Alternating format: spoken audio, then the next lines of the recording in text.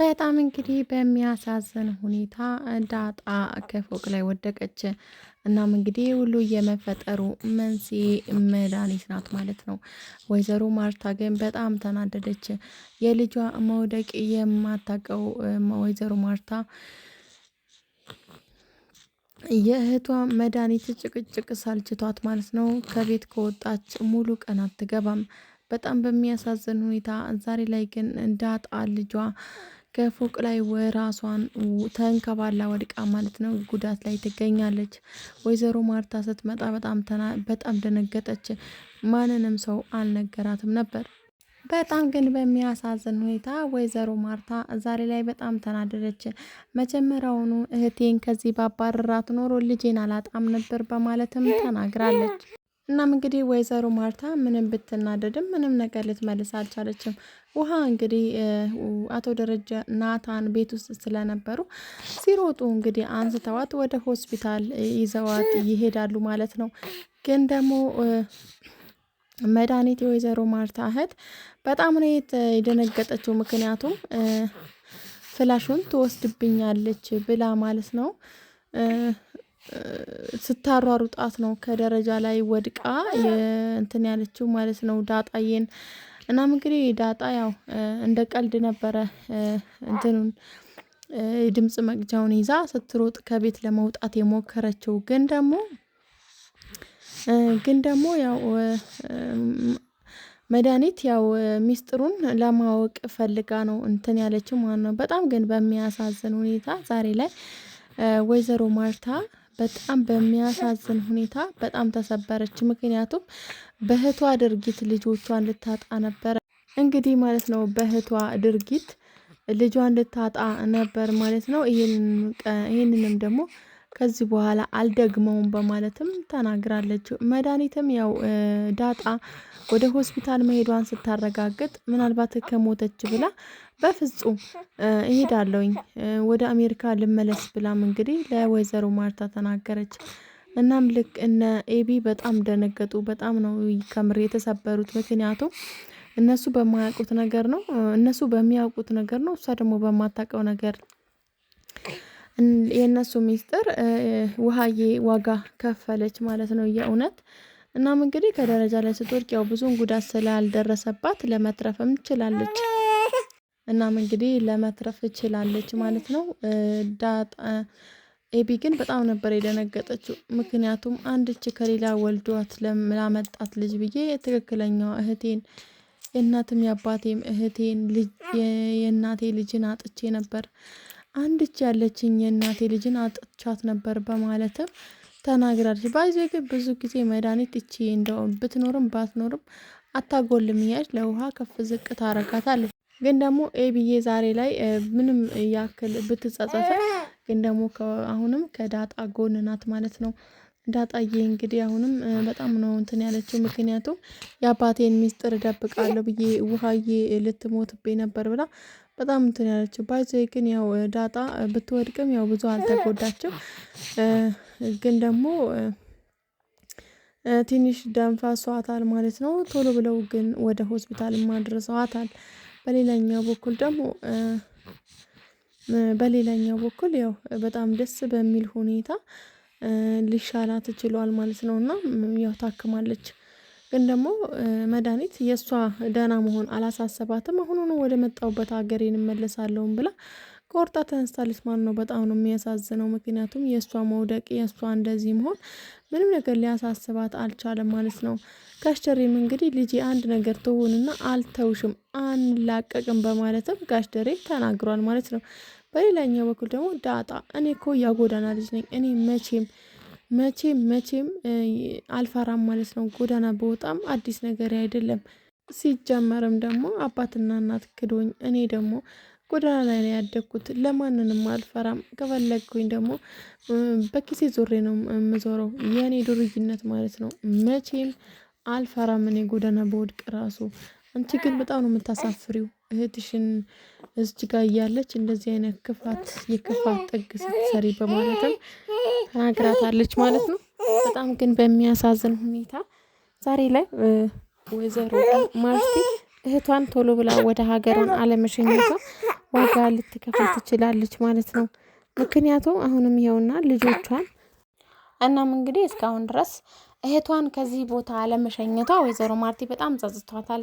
የኔ ችግር ነው፣ እኔ መሸኘት ነበረብኝ እስካሁን ድረስ። እኔ እኮ አንድ ፍሬ እህቴን አለጠንም ብዬ እኮ ነው፣ በሷ እኮ አልጨክንም ብዬ ነው ልጄን አሳጥታ የነበረው ማለትም በጣም ነው ወይዘሮ ማርታ ተጸጸተች። ምንም ብትጸጸትም ግን ያው የምመለስ ነገር አልነበረም። ግን ደግሞ ተሻላት።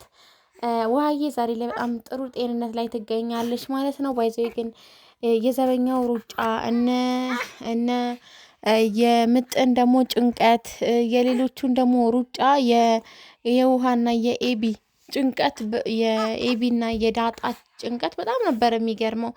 እና ጋሽ ደሬ ራሱ ልጄ ወይኔ ልጄ እያለ ነበረ። እና በጣም ነው የሚያሳዝነው። ምክንያቱም በጣም በሚገርም ሁኔታ ነው የተገለበጠች የነበረው። እንደው ፈጣሪ እንደው ካልቀደረብን፣ ፈጣሪ እንደው ነገር ካልቆረጠብን ምንም የሚሆን ነገር የለም በእውነት። እና በጣም እንትን ግን ያው ጋሽ ደሬና ኤቢ አንድ ላይ ነበሩ ማለት ነው። ስትወድቅና ሲሮጡ ከክላስ ሲወጡ ማለት ነው። እሷ ያው ደረጃ ላይ ወድቃ ተዝርር ብላ አገኟት። በጣም ነው የደነገጡት። ድንግጥ ነው ያሉት። ምንድን ነው ብለው ማለት ነው።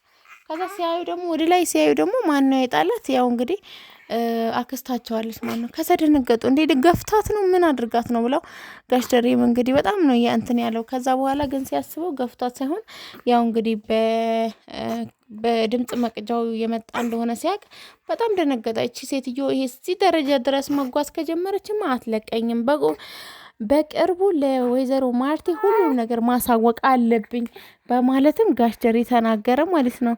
እና እዚህ ደረጃ እኮ ከሄደች እቺ ሴትዮ ምንም በቃ እንትን ልትለኝ አትችልም፣ ደግሞ አትለቀኝም። አሁን በቃ ወይ ለወይዘሮ ማርታ በቅርቡ ልትናገርብኝም ትችላለች በማለትም ተናገረ ማለት ነው። ከዛ ኤቢ እንዲህ በማለት ተናገረች። አባዬ እስቲ ተረጋጋ፣ ላትናገርም እኮ ትችላለች። መድኃኒት እውነቱን ለማወቅ ብዙ እንትን ብትልም ግን ደግሞ ይሄን አክል ጨካኛለች። እማዬ ላጨክንባትም እውነቱ ብታቀራሱ ለማስፈራራት ነው እንጂ የእውነት ለእናቴ ላትናገራት ትችላለች ማለትም ተናግራለች ማለት ነው። ሰላም ውድና የተከበራችሁ የየትንቢ ዩቲዩብ ተከታታዮች በያላችሁበት ዓለም ዳርቻ ሰላማችሁ ብዙ ትርፍ በሌላ ቻናል ሆናችሁ ላይክ፣ ሼር፣ ሰብስክራይብ ማድረጋችሁን እንዳረሱ። ዛሬም እንግዲህ እንደነገርኳችሁ በጣም ደስ በሚል ሁኔታ ነበረ ድራማውን ያልቃል የተባለው። ግን በስተመጨረሻ ውሃዬ ስትወድቅ በጣም ተሰምቶናል። ምክንያቱም ውሃዬ ምንም መሆን የለባትም። የድራማውን ድምቀት ማለት ነው፣ የቤቱንም ድምቀት የእውነት በጣም ያሳሳች። ናታን ደግሞ ፍስ አድርጎ እቅፍ አድርጎ ከፍ አድርጎ ነው የያዛት የእውነት። እና እንዴት ደስ እንዳለኝ ደግሞ ትብብራቸው። ወንድ ልጅ እኮ የአባቱ መከታ በቃ ጋሻ በሉትና ጋሽ ደረጀ ሲሮጥ ወደ መኪናው ሲሄድ እሱ ፍስ አድርጎ ነው የያዛት ማለት ነውና ወንድ ልጅ ለቤተሰቦቹ ጋሻ መከታ ካጠገብ ማርስ የእውነት እንዴት ደስ እንዳለኝ አጠይቁኝ ማለት ነው። እና ውድ ተመልካቾቼ ዛሬ እንግዲህ ይዤላችሁ የመጣሁት ዳጣ ድራማ ነበረ። በጣም አንገብጋቢና በጣም ቆንጆ የሆነውን ድራማ ነው ይዤላችሁ የመጣሁት። እና ያው ቀጣይም እንደሚሆን አይታወቅም። መድኃኒት አሁንም ችግር እየፈለገች ነው የምትገኘው ማለት ነው። ግን ደግሞ ወይዘሮ ሰላም እያንዳንዱ ነገር ትነግራታለች ወይስ አትነግራትም? ያው ምንም የሚታወቅ ነገር የለም። ዳጣ ከዛ ቤት ትባረራለች ወይስ ትቀመጣለች የሚለውን ደግሞ እናያለን ማለት ነው። እና እንዳየነው እንግዲህ ያሉበት ቤት ተከራይተው ነው እንጂ የራሳቸው ቤት እንዳልሆነም ያው ወይዘሮ ማርቲ ተናግራለች። አሁን ደግሞ ወደ ሌላኛው ቤታችን እንሄዳለን የተወሰነ እቃ ይዘን ብላም እንግዲህ ተናግራለች ማለት ነው ወይዘሮ ማርቲ። ምክንያቱም ይሄ ቤት የነሱ መስሏቸው ወይዘሮ ሰላም ማለት ነው ወደዚህ ትልቁ ቤት ካልመጣሁ እያለች እያስቸገረች ነበረ። አሁን ደግሞ እንግዲህ ይሄ ቤት የነሱ አለመሆኑን ስታውቅ እስቲ ምን ይፈጠር ይሆን?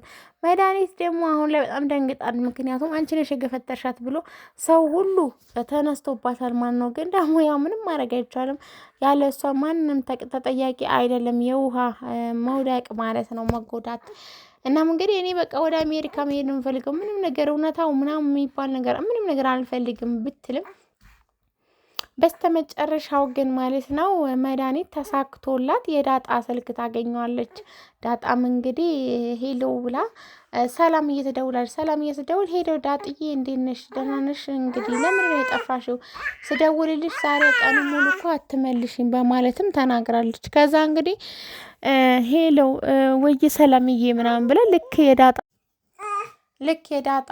ልክ የዳጣ ድምፅን አስመስላ ወይ ሰላምዬ፣ አይ አልተመቸኝም ነው እመጣለሁ በማለትም ተናገረ።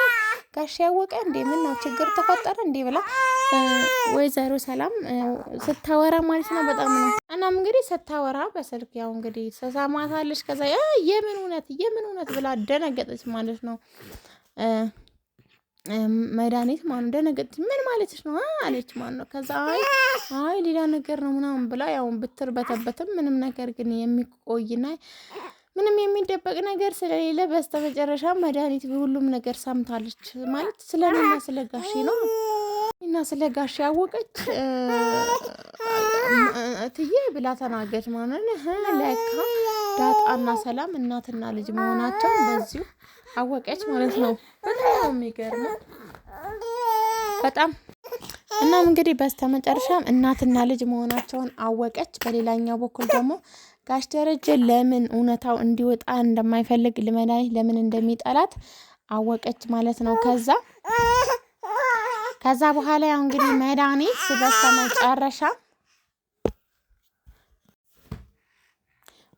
በስተመጨረሻም ያው እውነቱን ስላወቀች ቀጥታ ለወይዘሮ ማርቲ እያንዳንዱ ነገር ልትነግራት ቆርጣ ተነሳች ማለት ነው። ከዛ ወይዘሮ ማርቲም